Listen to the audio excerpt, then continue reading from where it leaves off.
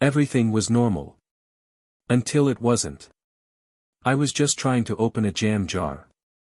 A small thing. Twist, twist, nothing. Then suddenly, my hand slipped, and the jar shattered on the floor. I bent to clean it up, and that's when I felt it. A wave. Like someone pulled the floor out from under me.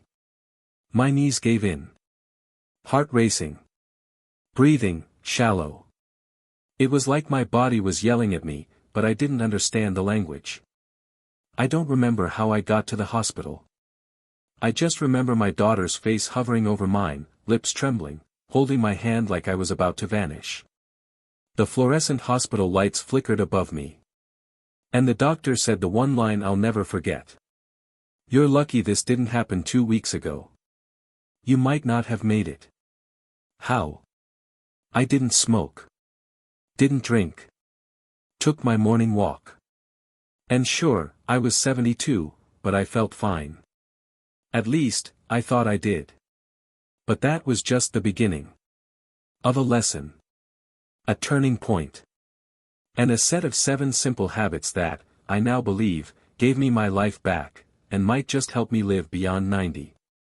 But back then, I had no idea how much my normal life was actually pushing me closer to the edge. The days that felt so normal. It was just 2 weeks earlier. A quiet Tuesday morning. I was trimming my rose bushes, like I had done every week for the past 10 years. Coffee on the patio. Sunlight warming my back. My wife, Samina, sat beside me, humming an old Kishore Kumar song as she shelled peas for dinner. Retirement had been kind. We took short trips, Murray, Nathiagali. Our grandkids visited every Sunday. I had a routine. Wake up. Walk a kilometer. Read the paper. Take my meds. But looking back, the signs were there. I'd forget my glasses, while they were in my hand. Climb the stairs and need to sit for a moment.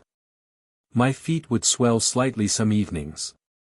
Once, I skipped lunch and nearly fainted by sunset. Bas Thakawat Hai, I told myself. Bujurg ho gaya hoon. I chalked it up to age. Nothing more. Samina did notice. "You're not sleeping well," she said. "You're not drinking enough water." But I brushed her off. And then there was my morning walk. Every day, 6 a.m., I'd push myself to do just a little more. One day 2 kilometers, the next day 3. Stay fit, they say. But there's a difference between movement and overexertion. And no one tells you that when you're older. I thought I was doing everything right. Eating less fried food. Saying no to sugar in my tea. I even downloaded a yoga app, though I barely used it. I felt in control. Until that jam jar, the dizziness, and the emergency that would change everything. That one day changed it all. It was a Saturday afternoon. Samina was out shopping with our daughter. I was alone, planning to make a light lunch, just some dal and roti. I reached up to get a spice jar. And suddenly, my vision blurred. It was as if the colors had faded. My ears rang. My chest tightened, not sharp pain, just a pressure, like a book placed on my heart. I stumbled to the chair. Tried to take a deep breath. Nothing. It felt shallow, incomplete. Then came the sweat. Cold and clammy. I wiped my forehead, thinking, is it just the heat? But the fan was on full speed. Still, I couldn't cool down. My hands trembled as I reached for my phone. Dialed my daughter's number. No answer. I called Samina. My voice cracked, "Come home. Something's wrong." She didn't wait. She called an ambulance from the car. By the time they arrived, I had slumped to the floor, still conscious, but barely able to speak. The paramedics checked my vitals, murmured things I couldn't make out. BP, high. Pulse, irregular. Blood sugar, low. Sir, can you hear me? We're going to the hospital. The ride was a blur of sirens, cold air, and fear. I tried to stay awake. All I could think was, not now. Please, not yet. I saw Samina at the ER doors. Eyes wide, hands trembling.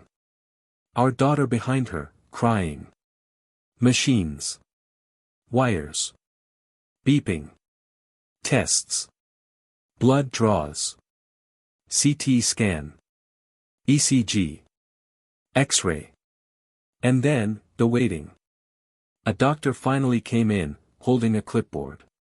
It wasn't a heart attack, but it was close, he said. You're dehydrated. Your blood pressure is unstable.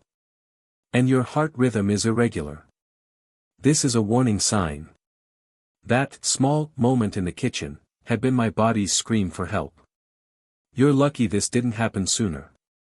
When the dust settled, the doctor sat beside my bed. He spoke slowly. Calmly. Like a teacher. You're not dying, he said. But your body is sending you signals. Loud ones. You just weren't listening. I blinked. He continued. Your sodium levels were dangerously low. You're drinking less than 4 glasses of water a day. That's not enough, not at your age. Your heart rhythm shows signs of AFib, irregular heartbeat. That's often triggered by stress, poor sleep, or even overexertion. I was stunned. But I walk every day, I argued. He nodded. Yes, but too fast. Too long. Forcing your heart to perform like it's 40. That's not fitness. That's strain. Then he leaned in. It's not just age. It's how you treat your age. That line hit me like a truck. I thought age just meant getting slow, weaker. But no, age meant being smarter, more aware, more gentle with yourself. He explained more. 1 in 4 seniors over 65 has low-level dehydration. Many people confuse fatigue with aging, but it's often a nutritional imbalance. Skipping meals, pushing exercise, or undersleeping can mimic heart attack symptoms. He even busted myths I had believed for years. Crossmark myth: if I don't feel pain, I'm fine. White heavy checkmark truth: seniors often experience silent symptoms, dizziness, fatigue, breathlessness. Crossmark myth: the more I walk, the healthier I am. White heavy checkmark truth: after 60, quality, quantity. Overwalking can exhaust the heart. Crossmark myth: the can to normal high. White heavy checkmark truth: no, sudden or persistent fatigue is always a red flag. I felt both scared and relieved. Scared that I had ignored so many signs. Relieved that I still had time. Samina squeezed my hand. We'll fix this, she said. And that's when we decided. This was our second chance. We had to change, together. Coming home was different this time. I didn't return with medicines. I returned with instructions for life. Walk, but only 15 minutes. Stretch before you walk. Sleep on time, no staying up for news or cricket. Hydrate, minimum 6 glasses daily. And most importantly, listen to your body. Don't wait for it to shout. Samina made small but powerful changes. She set alarms for meals. She bought a cute little water jug and placed it by my bedside. She began walking with me, slowly, under the trees, holding hands like we did in our 20s. Our daughter helped too. She added leafy greens to our diet. Taught us how to use a sleep tracking app. Made a no sugar after 7 p.m. rule. At first, I struggled. I missed my long walks. Felt lazy. Felt old. But something strange happened. 1 week in, I felt lighter. My mind clearer. No more afternoon headaches. My heart calmer. I started journaling. Just 3 lines a day. Walked in the garden. Slept 8 hours. Felt grateful. I met others in the neighborhood, some older, some younger, all dealing with similar issues. We began sharing tips. Keep a glass of water next to your TV remote. Eat dinner before sunset. Sit for 10 minutes after a walk, don't jump into chores. Slowly, it became a lifestyle. Not a punishment. Not a recovery plan. But a gentle rhythm that suited our age, our energy, our wisdom. And then came the realization. Health isn't about avoiding hospitals. It's about earning good days, one small habit at a time. I thought it was the end.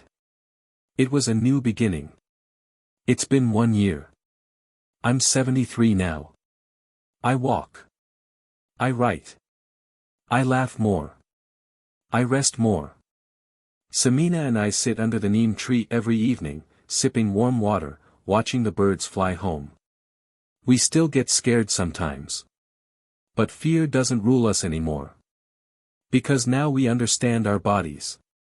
I used to think slowing down meant weakness. Now I know, it means wisdom. I used to ignore my tiredness. Now, I treat it like a friend that's trying to protect me.